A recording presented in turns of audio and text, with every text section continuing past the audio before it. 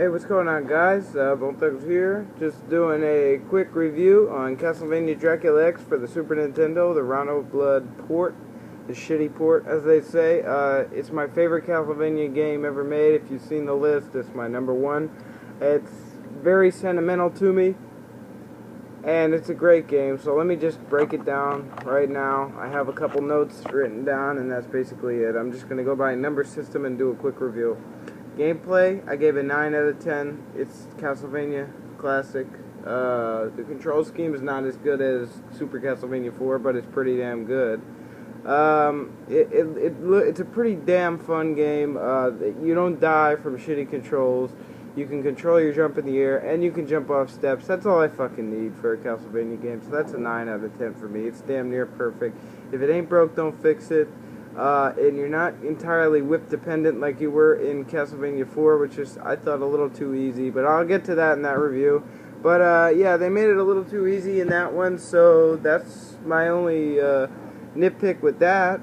And you don't really need to whip in all 8 directions. You know, it takes the secondary, the special attacks and stuff, you don't even need it if you can whip in all 8 directions. So it takes a whole point out of the game, which kind of sucked for me, so I didn't like that, and but I like how this is just more traditional, and you don't have a problem with the control scheme, so it's not like, you know, broken old Castlevania where you can't turn in the air and stuff. They did what they needed to change it, and they didn't fuck anything up. You got some special moves where, depending on whatever item you have, you know, like daggers or crosses will go all across the screen like this and wipe people out. If you have the axe, you'll jump up in the middle of the air, and an axe will come at every angle. If you have the knife, you show like a shitstorm of knives, like 1, 2, 3, 4, 5, 6, 7, 8, 9, 10, in just one direction. But yeah, the special moves are pretty cool. Richter Belmont's a great character. He's one of my favorite, probably my favorite Belmont. I love this game. And I just want to get that through. The gameplay's a 9 out of 10. Next up is graphics for the SNES. This was the greatest looking game I've ever seen. Maybe save some of the deeper Final Fantasy titles and stuff like that, but in terms of platformer, this is the best looking platformer on the SNES. It was towards the end of its lifespan, and it really showed. It's that prime 2D era, and the graphics are just fantastic. The backgrounds are great. The sprites are all top notch.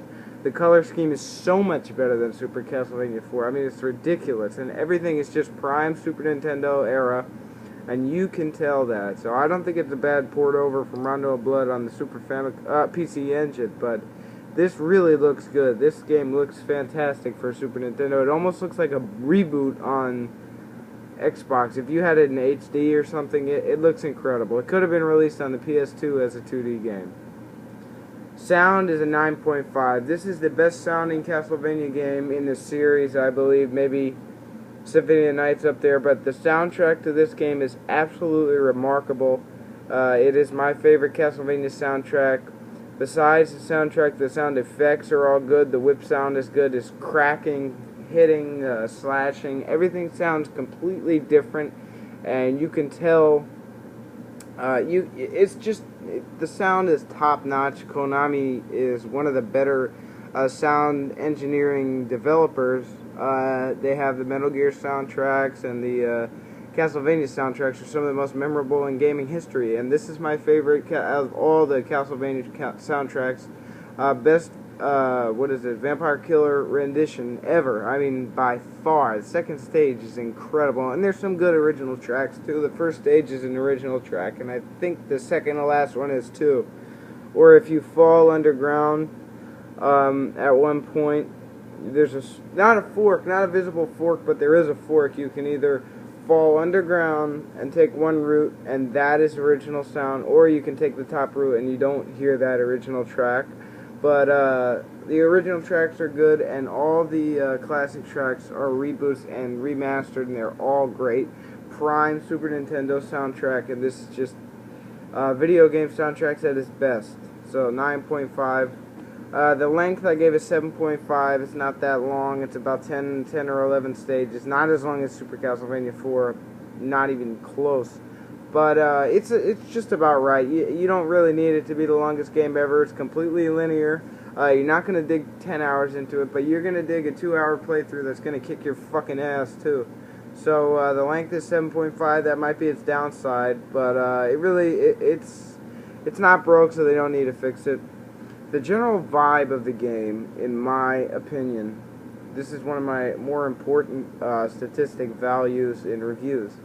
The general vibe you get from Castlevania Dracula X is fantastic. Richter Belmont just sets the environment. Dracula is really nasty motherfucker in this game, and you want to go kill his ass. And when you're in the castle, you feel it. You know you're in the castle. You're not hopping with mermans all over. You're going to fucking kill Dracula, which is one of the hardest bosses in the history of video games. Is Dracula in this game. He is impossible, man. I beat him just now. It took me 20 years, but I fucking did it. I beat his ass. So the vibe, I gave it 8.75.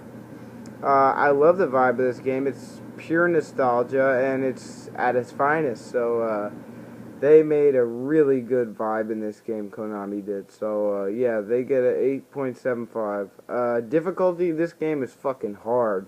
It's not Castlevania 3 hard, or Simon's Quest is kind of easy, besides the stupid fucking bullshit parts. But Castlevania 1 and 3, it's not that hard, but those were cheap hard because it wasn't, you weren't capable of turning in the air and things like that, and you had to time everything perfectly, and you had nothing to do against those Medusa heads that go. I mean, if you look at the pattern in Angry Video Game Nerd did a great video where he shows the pattern on the screen on the route to Dracula, and you have the guys throwing the axe, two axes, the axe knights throwing at two different altitudes, so that's the straight and narrow. Plus you have Medusa heads coming from both sides, one like this and one like this on that side. It's not cheaply hard, like it is hard like that in that they throw so many monsters at you and so many pitfalls that are one-hit kills, that you get fucked up and die your ass off in this game. And there are game overs, so beware. But there are passwords, thankfully, and you can get it done. And if you have save states, good luck with Dracula. I mean, there's no way around this motherfucker. He will kick your fucking ass. If you have 99 hearts and a cross, he will still kick your fucking ass, dude. I'm not kidding. He has 3 different forms. Does he have 3 forms? He might have 2. I don't even remember. Wow, that's pathetic. I just played this fucking game.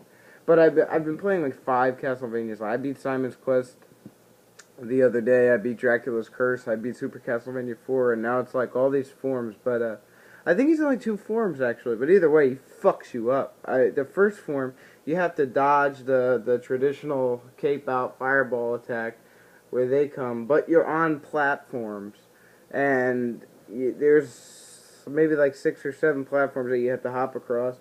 But at the same time, you have to dodge Dracula's fireballs and fire pillars.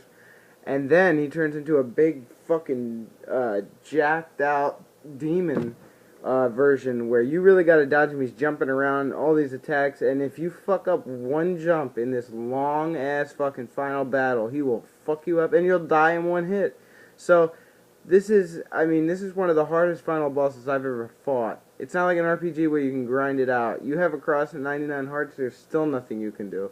And you have like a 1 in 100 chance you're going to beat him. I tried that final boss with save states probably 40 times before I beat his ass. And I finally did it, and it took me my whole fucking life.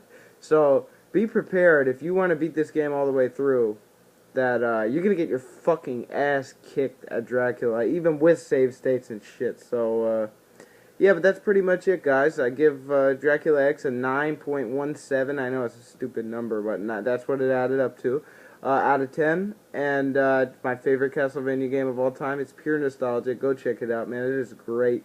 And if you can somehow get your hands on a PC Engine Rondo of Blood, check that out, too. But thanks for watching, guys. Dracula X, greatest Castlevania game for the nostalgic reasons. But thanks for watching, guys. Take care. Go pick up Dracula X.